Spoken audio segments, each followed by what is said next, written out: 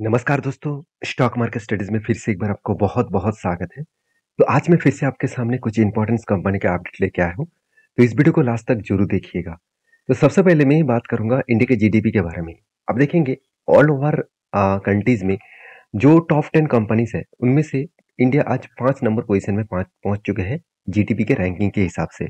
उसके आगे है जापान और उसके मतलब उससे आगे 2 कंट्रीज़ हैं, जापान और जर्मनी। देखिए नंबर 1 पोज़ीशन में कौन है? यूएस है, उसके बाद है चाइना, उसके बाद है जापान, उसके बाद जर्मनी, उसके बाद जो कंट्रीज़ के नाम आते हैं वो है इंडिया।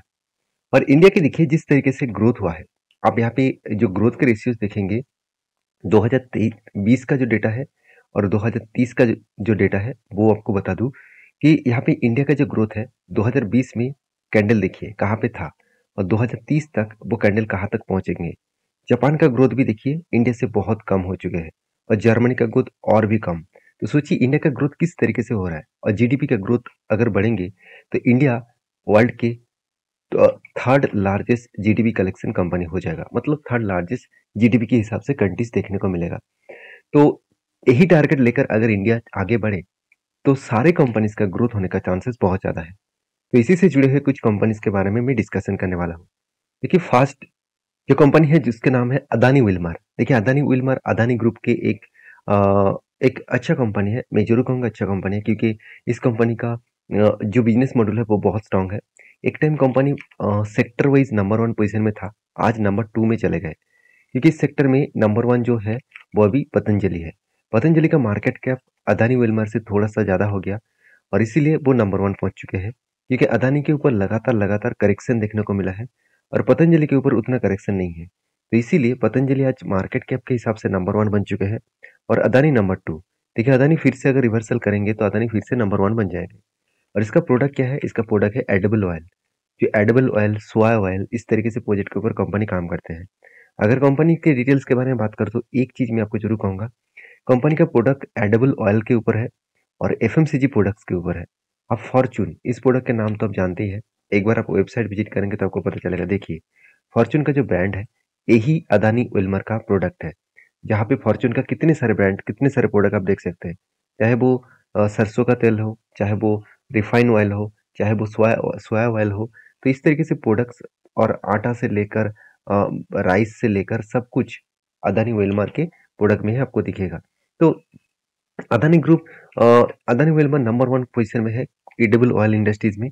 टॉप 10 एफएमसीजी सेक्टर के अंदर कंपनी का नाम देखने को मिलेगा। 23 मैन्युफैक्चरिंग यूनिट्स है। 113 मिलियन से भी ज़्यादा हाउस होल्ड टेक कंपनी कर चुके हैं, रीच कर चुके हैं और 5,720 से भी ज़्यादा डिस्ट्रीब्यूटर नेटवर्क्स भी है। तो इस कंपनी की एक स्टेबिलिटी स्ट्रेंथ आपको हमेशा देखने को मिलेगा। हाँ, सिचुएशन कुछ कुछ मतलब सिचुएशन कुछ चेंजिंग हुआ है जिसके चलते शेयर में कुछ प्रेशराइज देखने को मिला। अभी कंपनी के परफॉर्मेंस के बारे में बात करोगे तो दो चीज आपको बेस्ट लगेगा।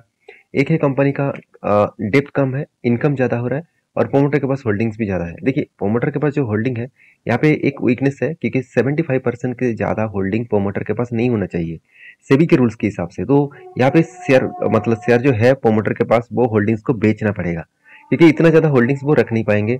तो यहाँ पे एक करेक्शन होने का चांसेस है। और दूसरी बात, कंपनी का जो क्वार्टरली जो रिजल्ट है, अब आप देखेंगे धमाका जैसा रिजल्ट कंपनी कंटिन्यूसली करते जा रहा है। अभी पिछले सालों की तुलना से इस बार कंपनी का सेल्स थोड़ा सा डाउन हुआ, करीबन 2000 करोड़ के आसपास सेल्स डाउन हुआ, तो जिसके चलते कंपनी का एक्सपेंस भी देखा जाए तो कम हुआ और उसके चलते कंपनी का profit margin first time losses में आया। तो आज तक की कंपनी प्रॉफिट को कभी भी लॉसेस में कन्वर्ट नहीं किए और अभी फर्स्ट टाइम प्रॉफिट को वो लॉसेस में कन्वर्ट किए। अभी साल भर की बात करूँ तो साल भर में वो चीज़ आपको इस बार देखने को मिला 310 करोड़ के आसपास लॉसेस। इसका मतलब लॉसेस का जो सिलसिला है वो कंटिन्यू होने वाला है। मेरे हिसाब से यहाँ पे थोड़ा सा एक प्रेशराइज देखने को मिला है। फिर भी आज नहीं तो कल कंपनी फिर से खड़ा जरूर हो पाएंगे क्योंकि कंपनी का बिजनेस मॉडल कुछ अलग लेवल का है। तो कंपनीज के एज ए इन्वेस्टर, प्रोमोटर से लेकर एफआईएस डीएस पब्लिक हर किसी के पास इन्वेस्टमेंट है। हाँ, डीएस ने कुछ छोटे मोटे क्वांटिटी के साथ ट्रेड कर रहा है, एफआईएस भी कुछ छोटे मोटे क्वांटिटी के साथ ट्रेड कर रहा है और सारे होल्डिंग जो है वो प्रोमोटर और पब्लिक के पास है। दो चीज आपको हमेशा याद रखना है, वो है कंपनी का रिजर्व कितना बड़ा। देखिए करीबन 4-5 साल में कंपनी का रिजर्व 2000 करोड़ से बढ़ के हो चुके हैं 8000 करोड़। और वॉरिंग्स भी देखिए 1800 करोड़ से बढ़ के हो चुके 2300 करोड़। तो यहाँ पे भी एक अलग लेवल का मैसिव जंप देखने को मिला। तो कंपनी के जो इन्वेस्टमेंट है, आप देखेंगे तो इन्वेस्टमेंट भी कंपनी अच्छा खासा कर रहा है। कंटिन्यूसली कंपनी इन्वेस्ट करते जा रहे हैं। 206 करोड़ से बढ़ के हो चुके हैं करीबन 400 करोड़ के आसपास। तो इस कंपनी के बारे में मैं एक ही बात कहूंगा, कंपनी के ऊपर लॉन्ग पर्सपेक्टिव व्यू से आपको सोचना चाहिए। और रही बात इस कंपनी के शॉर्ट टर्म ट्रेड्स के ऊपर, तो मैंने एक ट्रेड आपको मेंशन किया हूँ। मैंने ट्रेड एक्चुअली इस जगह पे लिया, क्यों लिया मैं पहले आपको समझा देता हूँ। देखिए यहाँ पे कंटिन्यूसली 3 कैंडल बना, जो तीनों तीनों के तीनों ही ग्रीन कैंडल है। और इस तीनों कैंडल के मैं मार्किंग करूँ तो इस मार्किंग जो निकल कर आ रहा है 33%। मैं आपको बहुत बार बोल चुका हूँ, 200 डेज ईएमए के नीचे अगर कोई भी इस तरीके से ट्रेड बने, कंटिन्यूसली बाइंग ट्रेड बने, और वो अगर 20% के ऊपर हो, तो वहाँ पे एक ट्रेड बनेगा। तो कहाँ पे बनेगा? जब शेयर नीचे आकर वही लो रेंज को टच करेगा। तो यहाँ पे टच किया तो मेरा एंट्री यहाँ पे है और मेरा टारगेट यहाँ तक रहेगा। तो और भी करेक्शन होंगे तो मैं और भी कुछ क्वांटिटी ऐड करता जाऊंगा। तो मैं इस कंपनी के ऊपर बुलिश हूँ और एज अ लॉन्ग टर्म के लिए। आपकी क्या राय है जरूर कमेंट्स करके बताना। नेक्स्ट जो कंपनी है जिसके बारे में डिस्कशन करें उसका नाम है एलटी माइंट्री। देखिए एलटी माइंट्री इंडिया के एक पॉपुलर कंपनीज है, क्योंकि इस company L N T group के ही दोनों कंपनी को मार्च करके किया गया है। एक एल टी आई और दूसरा है माइंट्री। तो दोनों कंपनी को मार्च किया गया 2022 में मार्च किया गया। उसके बाद कंपनी धीरे धीरे करके आगे बढ़ रहा है, अलग लेवल का परफॉर्मेंस भी कर रहा है। कंपनी देखिए इस आईटी सेक्टर के ऊपर प्रेशराइज होने के बाद भी इस कंपनी के ऊपर आपको आज तक लॉसेस मतलब प्रॉफिट को कम देखने को नहीं मिलेगा। कंटिन्यूसली सेल्स को अलग लेवल में कंपनी इंक्रीज किया। और इंक्रीज क्यों ना करे, क्योंकि कंपनी का सेल्स अच्छा हो रहा है, एक्सपेंस अच्छा हो रहा है, मतलब एक्सपेंस कंट्रोल में है। उसके बाद देखिए नेट प्रॉफिट, अलग लेवल का नेट प्रॉफिट देखने को मिला। 400 करोड़ से बढ़ के आज देखा जाए तो कंपनी का 1100 करोड़ तक कंपनी का नेट प्रॉफिट देखने को मिला है। अभी एक पॉइंट याद रखना कि कंपनी जब ग्रोथ करते हैं, कंपनी कंटिन्यूसली जब प्रॉफिट कर रहा है, तो कुछ ना कुछ तो बड़ी बात कंपनी के अंदर चल रहा है। तो कौन सा बड़ी बात चले, चलो मैं आपको दिखा देता हूँ।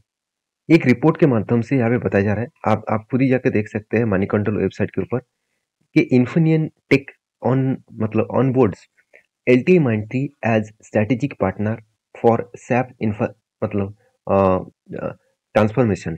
तो इसका मतलब क्या है? इसका मतलब जो एल एन टी माइंट्री है वो इन जो इन्फिनियन टेक ऑनवर्ड जो कंपनीज है उसके साथ एक बहुत बड़ा पार्टनरशिप करने जा रहा है।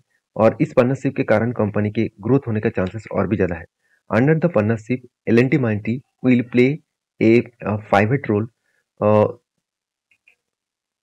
To supporting. देखिए सपोर्टिंग कंपनी करने वाला है किसको? इन्फिनियन को, और वो भी सैप ट्रांसफॉर्मेशन के लिए। तो कंपनी जब अलग अलग कंपनीज के साथ डील करके काम करते हैं तो उसका डायरेक्टली फायदा कंपनी को ही मिलता है।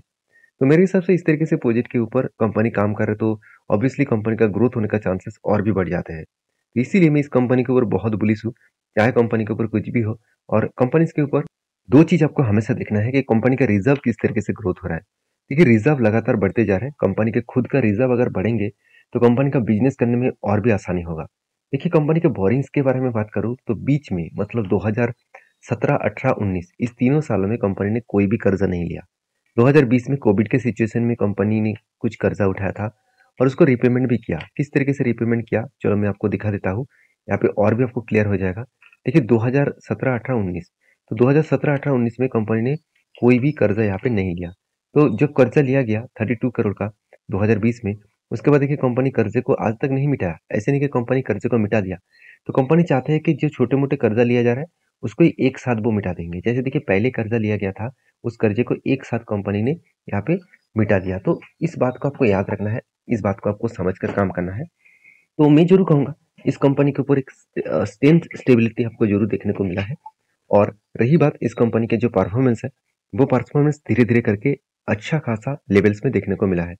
अभी कंपनीज के ऊपर जो इन्वेस्टमेंट है, आप देखेंगे तो इन्वेस्टमेंट के बारे में बात करूं तो 2012 से लेकर आज तक कंपनी के ऊपर अच्छा खासा इन्वेस्टमेंट किया गया है।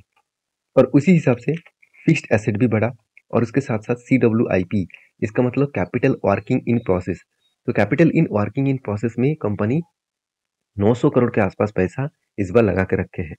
तो सारे इन्वेस्टर बहुत खुश है, तो इसलिए शायद सारे इन्वेस्टर इस कंपनी के ऊपर छोड़ के जाना नहीं चाहता है। क्यों छोड़ के जाए? क्योंकि जो कंपनी एवरेजली आपको 20% के आसपास रिटर्न दिया, तो उस कंपनी के ऊपर कौन छोड़ के जाएंगे, जहाँ पे सेल्स ग्रोथ, प्रॉफिट ग्रोथ और रिटर्न ऑफ इक्विटी सब कुछ आपको बेस्ट एंड गुड लेवल में देखने को मिलेगा।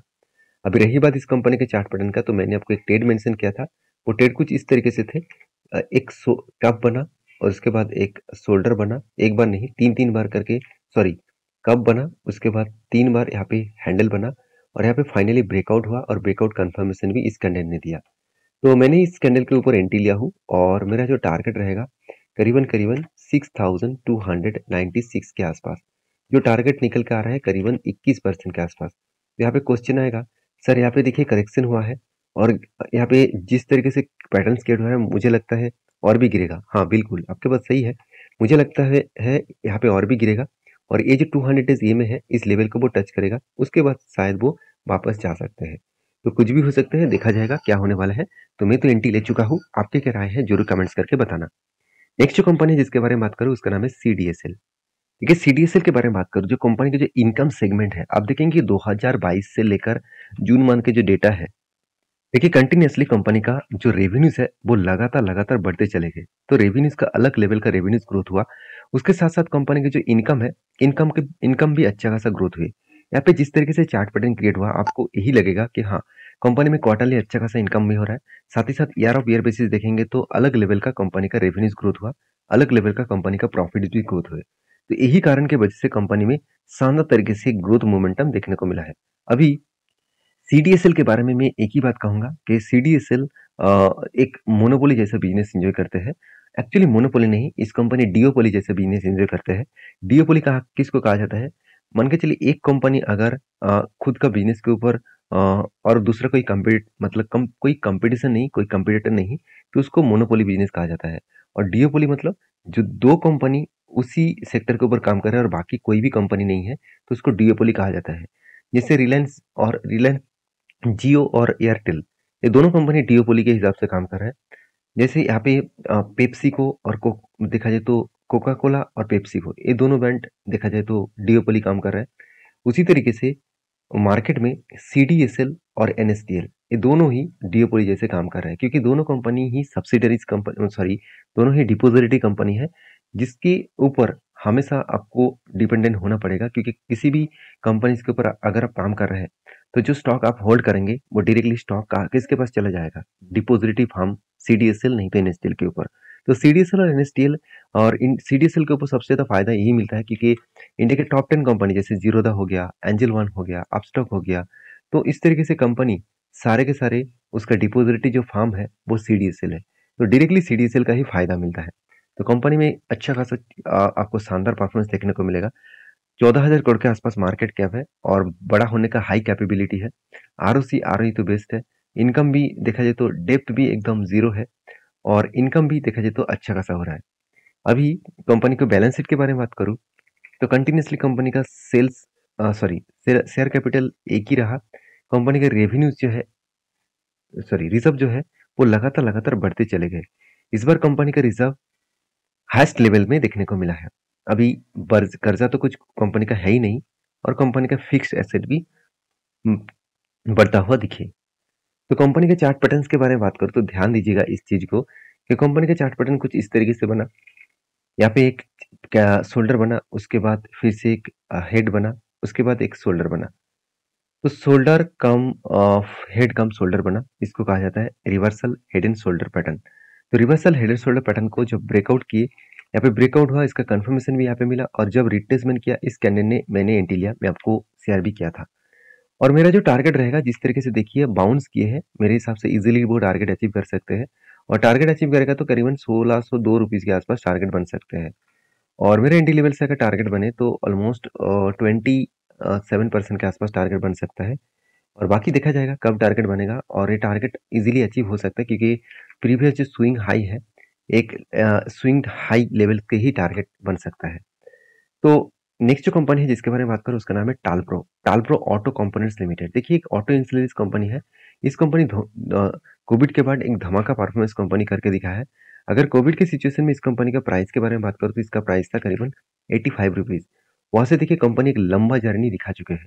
देखिए कंपनी का जो सीनरियो क्रिएट हो रहा है, देखिए कंपनी थोड़ा सा यहाँ पे क्या किया, यहाँ पे ऊपर गया, उसके बाद थोड़ा-सा डाउन होने के बाद फिर से वो ऊपर गया और उसी तरीके से सिनेरियो फिर से क्रिएट कर रहा है। मुझे लगता है फिर से एक लंबा जर्नी करेगा और शायद इस तरीके से रिटर्न देने के बाद ही कंपनी के बोर्ड ने एक बहुत बड़ा अनाउंसमेंट किया। वो अनाउंसमेंट क्या है? कंपनी का अनाउंसमेंट है बोनस देने का, सॉरी स्प्लिट देने का। तो कंपनी स्प्लिट देने जा रहा है और हर एक शेयर के बदले आपको 5 शेयर देने वाला है। तो क्योंकि इसका 10 का फेस वैल्यू 2 बनने वाला है, तो इस हिसाब से आपको इस कंपनी के ऊपर स्टडी करके काम करना चाहिए। तो वीडियो अगर अच्छा लगे तो प्लीज़ लाइक करना और इस तरीके से इन्फॉर्मेशन पाना है तो चैनल को सब्सक्राइब भी करना। और अभी तक अपने डीमैट अकाउंट ओपन नहीं किए तो नीचे सारे लिंक्स अवेलेबल है, जाकर अकाउंट ओपन कर सकते हैं एक्स्ट्रा बेनिफिट पाने के लिए। तो मिलते हैं नेक्स्ट वीडियो में, तब तक के लिए अच्छे से रहिए, अपने ख्याल रखिए, धन्यवाद।